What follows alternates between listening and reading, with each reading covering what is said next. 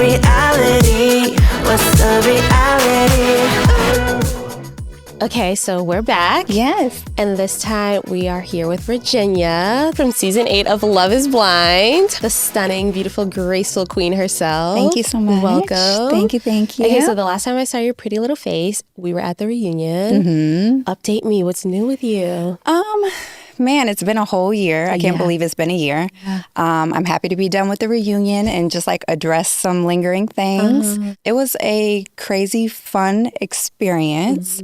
I've learned a ton about myself and about what I want and what I don't want. Come on. So it was great. Yeah. Yeah. Happy to be done with the reunion and like move forward. Tell me what the last year has looked like. I did a lot of therapy afterwards, just like Shout out working on therapy. working on myself, just a lot of reflection. And it went by really quickly. I'll say that, especially because I did feel like there were things lingering. So it was just kind of in the front of my mind for the whole year. So the reunion was like some place that I felt like I could finally like put it down. So has anything changed since the show's come out? Anything? Nothing really. Nothing's changed. You know, everybody has opinions and like the rush of opinions and all of that. So dealing with that, but no big changes. So are you telling me you're not dating? Are you single? No, I'm dating a little bit. Okay. I think that right now I really want to focus on myself. I watched it back and saw some things that I was like, oh, cringe. Like what? I just was wondering if I was like kind of shrinking myself a little bit in that relationship. And that was a big thing that I found out about myself through this. I mean, who gets to watch back their experience in that way and kind of get that insight into themselves? Yeah. So that was a big deal. I feel that on a personal level. Yeah. Yep. Are you still chatting with any of the girls? Are you close with anybody on cast? Yeah, everybody. All the girls are really close still. I think the brides, like we went a little bit further in the process. So we were still in group chats and talking about it. And our experience was more similar and how deep we got into it. So I talked to them a lot. I'm also really close with Britt, a couple other girls too. Yeah. Okay, so you saw Devin at the reunion. Yeah. Had you seen or spoken to him prior? No. So after the wedding day, he never reached out again. Who's shocked, not me. So I was reaching out to him. He was answering only for a week, and then he stopped answering my phone calls. But he's continued to hang out with everybody else and told them that I ghosted him. So that's been an interesting thing to navigate, especially before it was very much like, we're in this together and I love you and we'll be together regardless. Isn't it crazy how shit changes when the cameras stop rolling? Yeah. Girl, it was very surprising. Isn't that a shocker? Yeah. It's because it is very much a team. It's me and you. It's me and you. Yeah. Until it's not. Yeah. So I haven't heard from him at all. I think he played like victim a lot at the end and kind of pointed the finger at me. So it's been hard. I think I already have my guard up in life. Like I'm already not a person that opens up right when I meet people. So I got really vulnerable through the process and opened up a ton. So the way it ended, I think that like it was a little triggering because there goes my trust issues again. A little triggering. There goes my trust issues. Because I kind of like, I'm not going to lie, I felt two ways about it. I felt very relieved that you said no. Really? To be completely honest. Okay. I felt very relieved, but I also felt a little bit blindsided. Yeah. Because I was like, I thought for sure that you were going to go up there and be like, yes. I know. I do. I protected Devin a lot. That word. I protected him that so word much. Protecting. I didn't want to make him look bad in certain ways. And I felt like some things were like below the belt. And I didn't want to, embarrass him. But there were things going on, a little dishonesty, a little... Time out. I want to start from your journey. And then, because it needs to, for me, make sense to why he was so closed off. So let's start from the beginning. Yeah. You got like pretty close with him, but then you were also in a love triangle. Yes. Yep. With Brett, B. Dot, Coach B. Coach B. How was that for you? Like, I feel like a lot of people handled on your season at least, the triangles a little bit more chaotic. Yeah. Whereas like you were more calm and you handled things like very elegantly. Yeah. It's interesting watching it back because I didn't know the details of their relationship. I knew that they broke things off, and I knew that it was like a mutual thing. And I did know that she was bisexual. Like I don't know if she identifies as bisexual, but I knew that she had been with women. So it was interesting, right? We were both dating other people. At the end, I was just dating him. Yeah. So I felt a lot of respect for Britt. We weren't really close in the pods, just because we're there for so many hours, and sometimes I can just like crawl into my little corner. Yeah. But we developed our relationship more afterwards.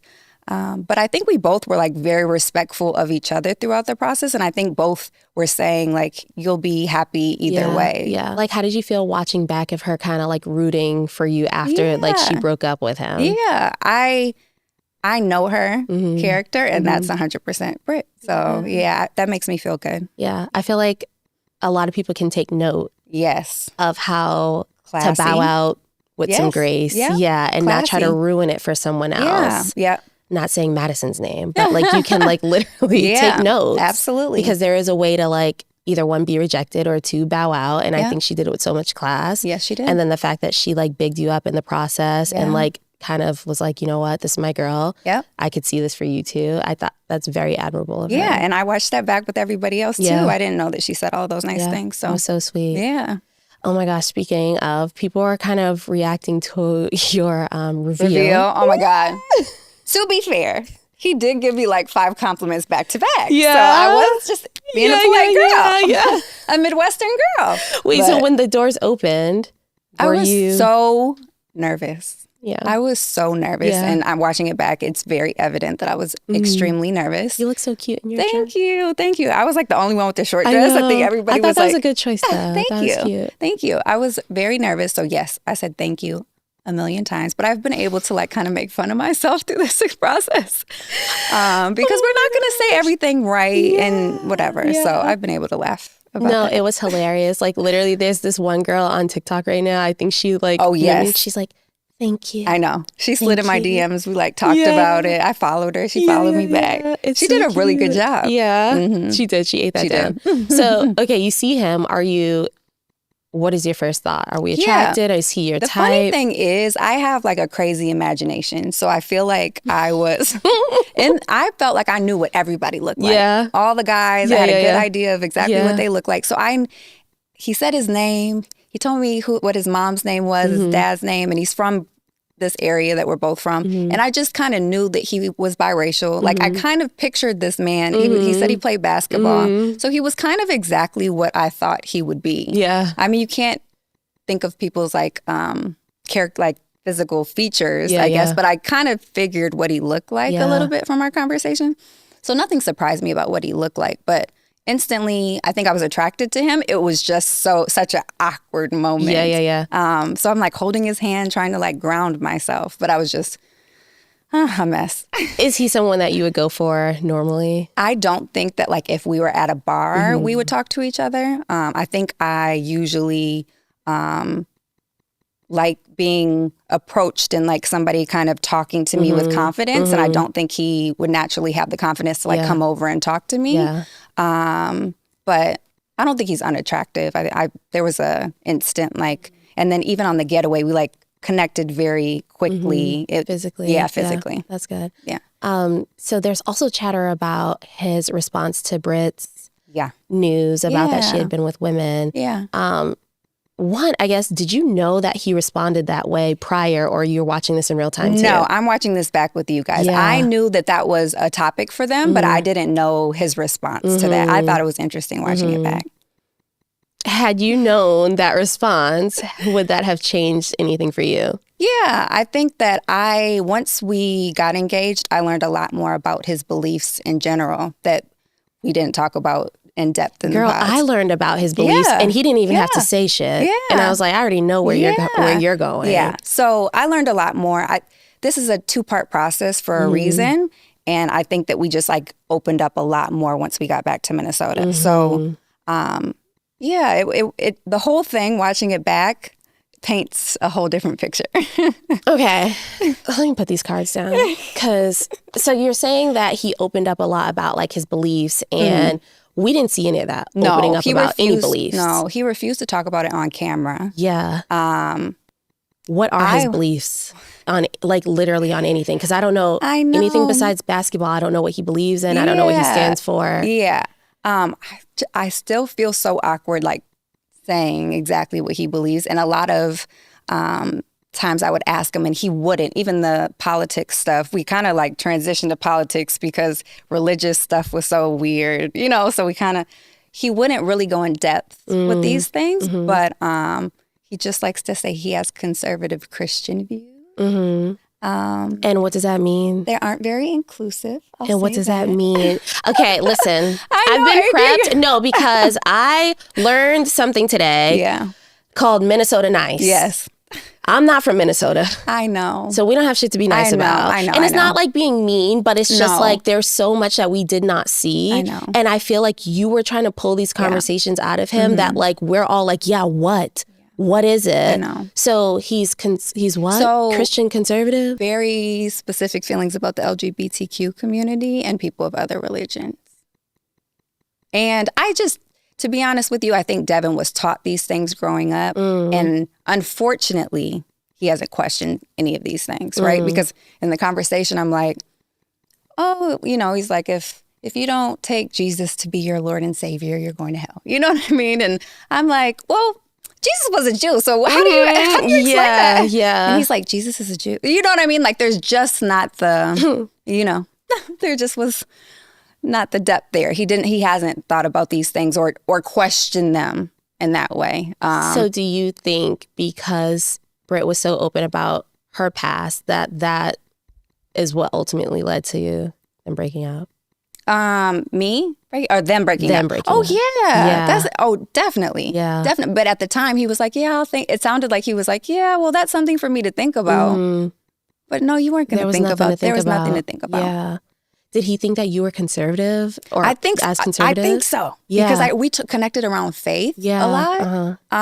But my faith looks very different. Bit different, yeah. Very different from your faith. Okay, so my brain is like, I know, going a million miles an hour. But when you guys were like in bed and you were like, is there something that, like, is there anything you want to ask me? Is there something you want to talk about? Yeah. What were you trying to get out of him? We were just trying to get to more depths of our relationship. Yeah. I knew at that point that he didn't want to talk about the religious views or his core values. Why? I don't know. Isn't that weird, right? If that's what you believe, stand on it, speak on it. Right. And that was half of the thing too. Yeah. It was like, if you're a Republican, if you're a black Republican and you're like, this is why, and I want my taxes, I'm not going to like it. Yeah. But give me a good reason. Yeah. Give me a good stand on it. Like, say it with your chest. Yeah. Like, don't like quiver in the corner. Right. So that was another part for me that I was like, oh. Yeah. It's weird too, because I feel like we had this emotional connection and then I found that out, which was weird, right? Because if I was at a bar talking to somebody, I'd be like, let me go over here. Like, let me walk away. Yeah. But we were kind of deep into like meeting each other's families and like so far into it, I was like, oh, wow. So when you met his family, did they give conservative as well, or was it just a little? We didn't talk about that. His mom did send me like little Christian little things to be a text message from time to time, but we didn't talk. We didn't have those conversations with his family. He did say, I think when we were laying in bed, that conversation about politics, that they vote conservatively or whatever. But that's the story that I got about that. So in the pods, did you guys actually talk about his beliefs and religion? And yeah, we talked about faith. Yeah, in kind of a general term. I guess understanding later on that he didn't want to talk about it on camera is probably why he didn't talk about it more in the pods. But yeah, we just kind of generally talked about faith, and we didn't get into the specific beliefs. I think we should have gone deeper. Do you think that pods. If he had disclosed his actual beliefs, that he was probably afraid that would scare you away? I think so. Yeah. I think so. I think he didn't want to take responsibility for it. Yeah. I don't know if it was he was hiding from me. I think it was like he didn't want to take responsibility for his own beliefs. Yeah. That's a red flag. Yeah. Yes. A scary red flag. Yes. Yep. My goodness. Like, imagine believing something your whole life and then not being able to stand on it. And then now you have to protect him. Yeah.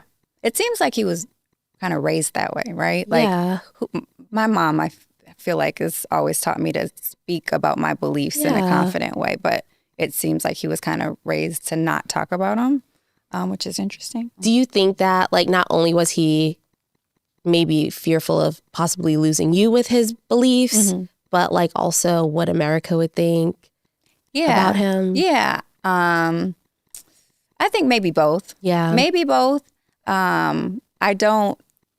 It's hard to even think that he had a fear of losing me through these beliefs. I think it was more so protecting himself. It was protecting himself from America. And because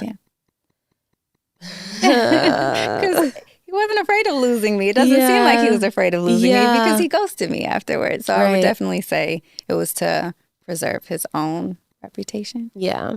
And I hate watching it back. I know I was in a mode of protecting him, but I hate being associated with it at all. Yeah. Why do you feel like you had to protect him? I think naturally as a Black woman, we protect Black men.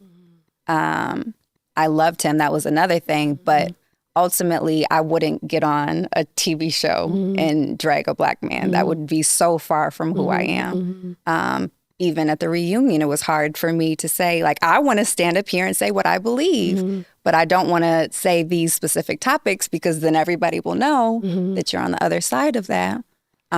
He's been really mean to me over the last year, and I still am struggling to bring up these topics because they all feel so filthy, but it will paint a better picture. But my thing is, if that's him, I know. These are choices that he's made at his big ass age. I know. You shouldn't have to protect him from himself. I know.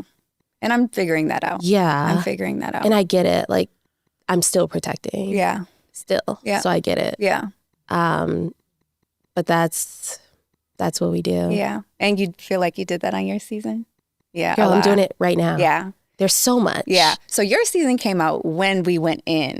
So I was like trying to watch it, but I finally, and I was still afterwards, I was processing what happened with mine. So I just watched your season recently. So I feel like even when I came up to you yesterday, I was like, body, like whatever. But I'm like, that's not who AD is now. Like AD is like a beautiful, smart, intelligent woman. Thank you. And I was like, that was just so icky of me because she's not just body. Body is still T. And will be. Okay. Body is still T. Thank you. But you're so much more than that. Thank you. Yeah, and I feel like you're in a relationship now that like, yes, girl. Yes. You see it. Yes. You see it. And you get to stand in that light. Yeah. Yeah. Yeah. Watching that engagement video was so beautiful, right? We all like come into this experiment wanting exactly what you have now. And I think for me too is like that it's still possible. Like it didn't work out for me this time, but like it can still work out for me. And like God's protection in this of like, that wasn't my person, but like you found your person. And I just, girl, I love love. I love love. And I love my man. Yeah. And I can't be more of a walking testimony because I didn't give up. I kept that light about me. That was just like, I know I deserve love. And I know my person is going to find me. And the way we found each other is so unconventional, but it wouldn't have happened without me going through this and him going through it on, in London, the same thing. Like we were living parallel lives almost. But I remained hopeful. I think that's how I ended up here. It's just like, I never was like, I don't deserve it. Or I don't. It's like, no. Yeah. He's out and there. I saw so much strength too in your season too of like, this is what I want. And even him being like, oh, I want to try again or whatever he did at the end. And you were like very much still standing in your power. Yeah. And ultimately like finding what works for you. And that's really empowering. Thank you. Did you and Devin ever talk about dating after? So Devin and I both had hesitancy going into the wedding. Yeah. We talked about it. And he said that I 100% have your back. I 100% have your back. We'll get married when we're both ready. So I was surprised watching his reaction on the wedding day or even what he said afterwards. I think he was surprised by his reaction, trying to push them tears out. I know. Girl, he said... I was like, I didn't see a tear. Yeah. I think it was his family too. His family, you know when kids fall? And you're like, don't look. Yeah. Or when you're like, baby. Yeah. I feel like that's what happened. They were like, oh, baby. And he just like fed into that. Was he blindsided? No, absolutely not. I have text messages, girl. We were talking about it the day before we were talking about it. And he said, man, sometimes I wake up and think, what the fuck am I doing? Like there was hesitancy on both sides. Yeah. So he wasn't blindsided. At the end, he says something like, oh, I just could not imagine my life without Virginia. I kept calling him and he wasn't answering my phone calls afterwards. So he couldn't wait to imagine a life without Virginia. Oh my gosh. Oh my gosh. My God. Yes. Okay, so then let's talk about this prenup, which, yes. Immediately, yeah. Yes. So we talked about the prenup in the pods before he proposed. Okay. So that was something that he already knew. So it was kind of weird that he sounded like a little bit like, I've never thought about that. Yeah, I believe people should have prenups. I think that that's the way the world should go, right? And it was something that I was standing very firm on. Yeah. His mom and sister, I think that day had a little bit of hesitancy around it, which I thought was weird. But it was insightful of how much control they have over him and all of his decision making, because he had his mom look over the prenup. Is she a lawyer? Right.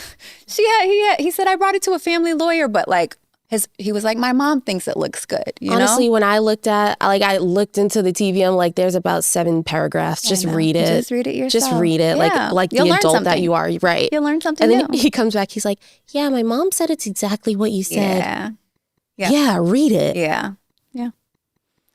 But I would want a prenup in any marriage that I'm in. So what advice would you give to like women that are in a position where they want to protect their assets and protect their man, but are afraid to like kind of speak up about it? So financial conversations are super important in relationships. And I don't think that most people have these conversations about bank accounts and what you're going to do. We just have this idea of love and everything's going to work out, and people don't have that foresight. I think people should get premarital counseling and go speak to somebody, a financial advisor, and figure out your finances before go in with a plan. So I was just trying to force us to make smart, informed decisions with our finances. Yeah. Was he like, I don't know. It just felt so icky when it didn't have to be. Yeah, I know. And he kind of changed his energy about it, right? We talked about it in the pods. He changed his energy about it when his sister and mom had hesitancy around it. So I was kind of surprised that he was even pushing back on it, because I thought it was like a done deal.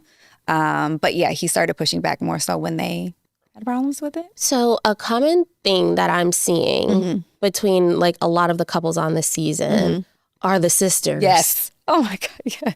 What's going on in Minnesota? Talking to my friend about that. And these sisters. The sisters. What is going on? But sometimes those sisters were onto something. Like some of those sisters, like at the end, we'll watch it back and be like, actually, she was asking good questions. So, yes, I think they're, they should be protective. I have 2 stepsisters. Okay, are they like that? No. Okay. No, they're not like that. But I do think it's important for people to be, fighting for you and asking hard questions. Like, as they should, but it's also like you're not a puppeteer. Yeah, that's true. Like if you raise this man to be the man, like that you're somebody that you're proud of. Yeah. Advice, one thing, but seeking counsel over everything. Yeah. And that seems to be the common theme here. Like his sister, like, my God, or her sister. Yeah. Okay, so I'm going to take this brief opportunity to stick up for Dave and his sister. Go ahead, girl. There's a bigger picture of that, like his mom died. So I think she's maybe assumed that type of role in their relationship, or they probably bonded over that. So I know he talks about his sister a lot. But I think given the full picture of it, it's just because she's assumed that role in his life. You know what I mean? It's like, I want to check with my mom. Like, let me go check it with my mom, which is not like you having your own opinions. But I do think there's like a bigger, kind of sadder story about that thing. So I do want to protect Dave a little bit today, because I feel like he is getting a lot. He is. And I just think that if you come into an experiment where you're inviting the world in. And you don't think your sister would be okay with it, maybe this is not the place for you. That's true. You know what I mean? That's you fair. knew your sister before you got on the show. That's very You fair. knew. She told you she didn't want you on the damn show. Yeah. So now everyone has to fight for their lives because you made a decision to go against your sister, knowing damn well she didn't want any of this for you anyway. Yeah. And so that can't be the reason that you don't move forward. It's like my sister said. You can't use it in that way. No. Yeah. So I don't, do I feel bad that he's getting shit? Yeah. But again, we're big grown adults. I agree. And I think Lauren had to, I don't know, I don't think she should have had to fight for her life the way she did. No, absolutely not. Absolutely not. We were, all hearing what was going on with the Lauren situation, and everybody had her back because we're in our 20s and 30s, and of course you're dating, and everybody was dating before they got there, and it sounded so casual that, I don't know, it kind of seemed like he used it as escape. 100%. Yeah. So there's this letter that was revealed at the reunion. Oh, yeah. What's tea on that? Yeah. So Devin and I had spent the day together. He met my dad. We signed the prenup. I went to go get my hair done because we were getting married the next day.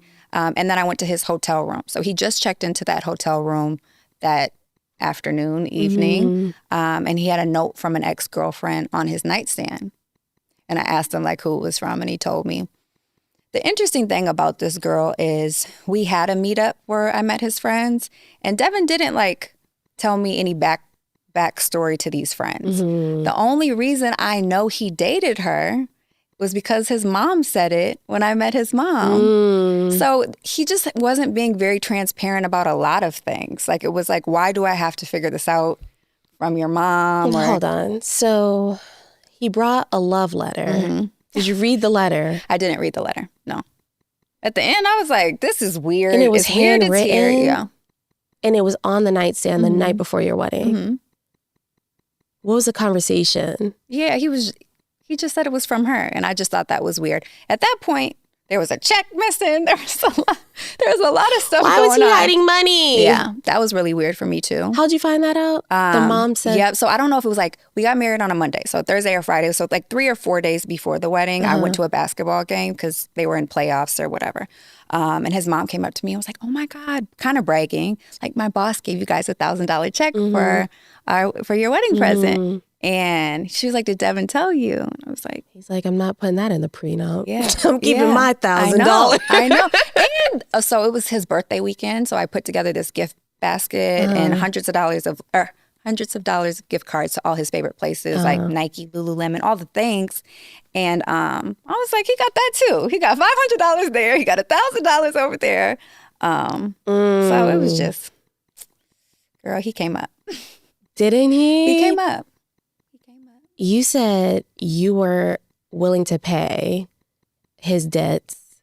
Okay, so our conversation around finances were very much we're both contributing to this household, which I'm 100% fine with, of we're contributing to this household. We work on our finances together. If I come in with debt or you come in, we can work this out. Let's figure out how we can do this and both contribute to this. But that wasn't what was happening. In those few weeks that we were... What was happening? I was paying for all the food that we were eating in the weeks. He didn't feed me once. And it's not a money thing. It's a thoughtful thing. Yeah. You never were driving home from work and thought, I wonder if she ate something. Did you have those conversations? Yeah, we talked. I asked him that specifically, and he was like, I didn't know it was a competition. To feed me? To feed me? So it was just a maturity thing, an emotional intelligence. It was just so many different things at the end that were just kind of rubbing up against each other. Yeah. Do you think age played a role? I don't want to just say age. It's just a maturity. Do you think after you reached out to him and called him, if he hadn't ghosted you, do you think that you guys would have tried to date or work it out? Yeah. So what I've learned about myself through this process is I definitely drive past red flags. Same. Yeah. So the good thing about this process is it requires you to make a decision in 6 weeks. I have dated the wrong man for 6 months. Yeah. So I definitely probably would have entertained it a little bit longer. I think through the process, you're so emotionally invested and you kind of just get kind of foggy, right? So coming out of it, I think I would have had more clarity of like, this is not going to work. Yeah. This is not going to work. But I wish he handled me with more respect and love afterwards because I deserve that. Mm-hmm. We didn't need to ride off in the sunset together. We didn't need to be friends if you couldn't handle that. But you needed to treat me with the love and respect that I treated agree. you with this entire time. Yeah. When you were reaching out to him, what were you, asking and what were you hoping to get out of it? Yeah, we were talking about a number of things. At the end, there were people on his side who were like, you better get your girl, yelling over to my side. His sister said something kind of snappy. At the wedding. At the wedding. Yes. Wait, what do you mean get your girl? They were like, y'all better get your girl. Like, talking about me. Mind you, I'm in tears. I'm distraught. Yeah. Like, this obviously, I didn't go up here to embarrass this man, to hurt him. Yeah. So they were very much rah-rah at the wedding. The sister. Yes, the sister, other people from his we side. We need to do a background check on the sisters next. Yes. What? Yeah. So we were kind of talking about that, right? Even if we were going to entertain a relationship going forward, I need to know why your family turned on me so quick. Oh, like my dad hugged him and like gave him a lot of love and respect afterwards. Like, I'm disappointed too, but you're a really good guy. Like, that's the family I came from. These people were like, I'm serious. If I would have said yes, my last name would have been Buckley the next day. Yeah. And they turned on me so quickly with no understanding, of no like grace at all. Like, it was such a good moment for me of like, oh my God, thank you. Thank God I didn't say yes, because I could have been a part of this family. Yeah. Oh. Crazy.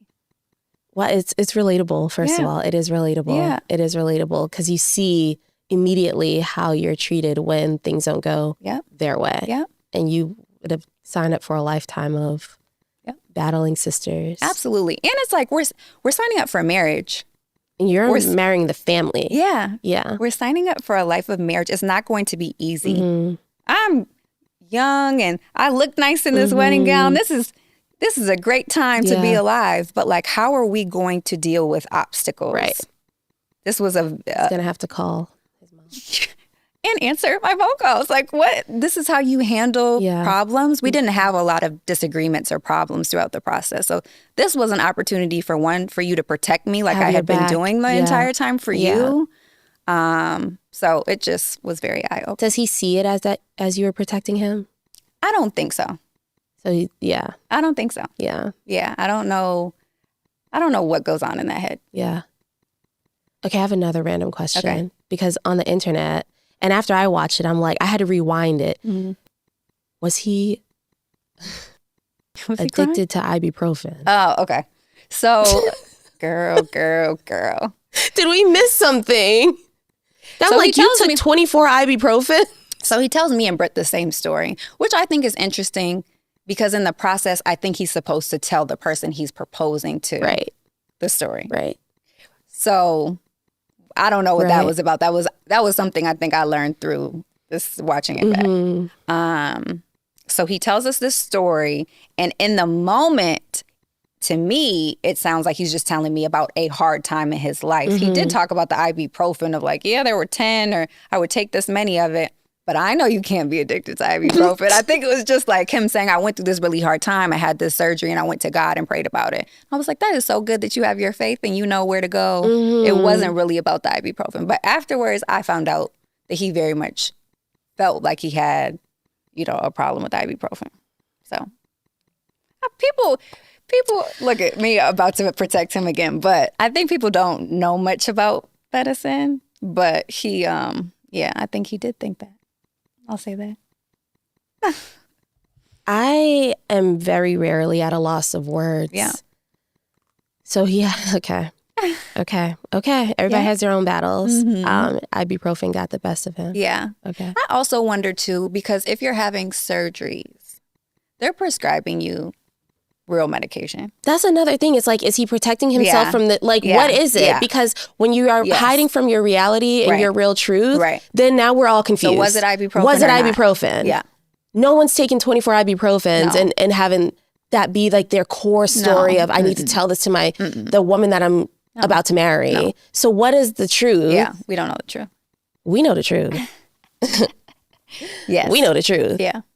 Which is, nothing to laugh about and giggle about. But like, if you're going to protect yourself, do it right. Don't fabricate some story to have us all thinking like, damn, let me not take this Tylenol or I'm going to have a problem. Yeah. I don't know. There's a lot of hiding, protecting. Yeah. And now we've all cultivated this story. I know. Because you refuse to be yourself. Yep. And then now I feel like I have to protect you too. Yeah. Are you how much longer are you going to protect him? At the expense of yourself. Yeah. That was the biggest takeaway for me. That was the biggest takeaway for me. That is not my responsibility to protect a grown man. And you don't even know who you're protecting. I know. You don't even know what you're protecting. I know. He doesn't even have a full image of who he is and who he wants to present. Yeah. So now you're jumping through hoops trying to figure out, do I protect his politics? Do I protect his religious beliefs? Do I protect his ibuprofen addiction? You don't even know what you're protecting. So now you look silly being like, people, what are we talking about? I agree. What are we actually talking about? I agree. I know. It's hard. I do think culturally it's very normal. Unfortunately, I think protecting Black men. Yeah. I think that it's very common. Yeah, because the world is already against them and us. Yeah. And we've already established that when shit goes astray, we're the front line. I think what we learned here is, again, that the most unprotected demographic is the Black woman. It's not the Black man. It is the Black woman. So at the end of the day, all the protecting that I did got you where? Got me, unprotected, very much unprotected, very much left for dead. Yep. And still to this day, he hasn't reached out to say. You saw him at the reunion. Yeah. No accountability. Yeah. We're learning and we're growing. So you guys were in essence, the only Black couple, which I experienced on mine as well. Yeah. How do you feel about this season being so white? Yeah. It was really unfortunate. Is that like a kind of picture of Minnesota? No. Okay. It's not. Okay. We have the highest Somali demographic. We have the highest Hmong demographic. It's pretty diverse. Yeah. Yeah. So it was unfortunate that there wasn't more diversity on the cast. I think that there were 4 men who may have identified as Black men. So 2 African men and then 2 biracial men. There were more Black women. There were 5 Black women. But the Black men on the cast have said that they usually date white women. Oh. Yeah.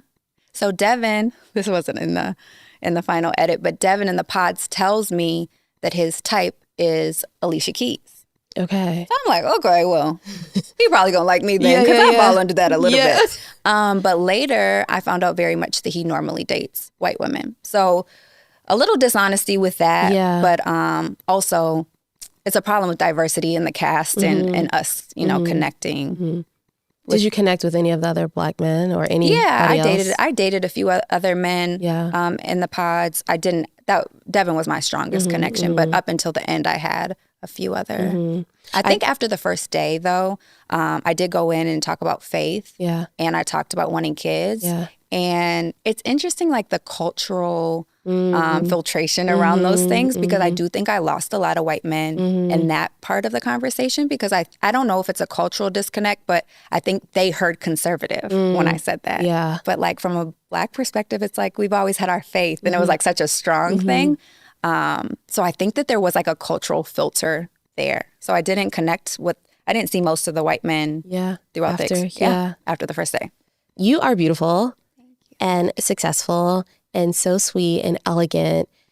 And I mean, I could write a list of things that you are. Thank you.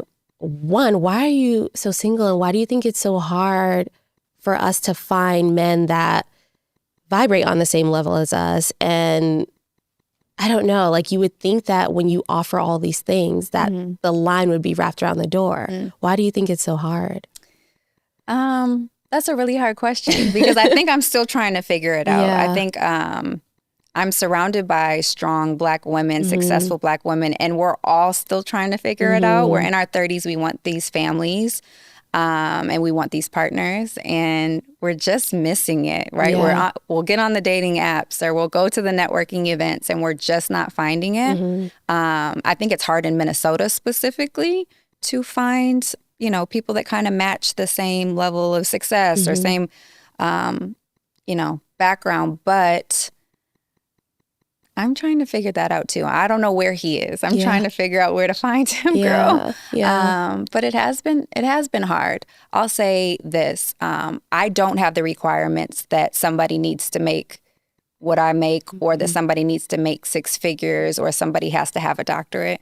In this situation, I was really inspired that he worked with children. So I want you to be passionate about what you're doing.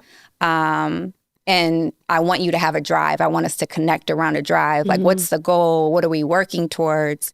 So it's interesting how this list changes as we get older too, and what's high on the list and what's lower on the list. This process wasn't going to be hard for me because I do not care about looks. It's not the highest thing on my list. It's lower on my list. I'm more attracted to who you are as a person and our vibe and how we communicate and your aspirations and all of that. So, girl, when I find them, maybe I should be taking notes standards? from you. Girl, please.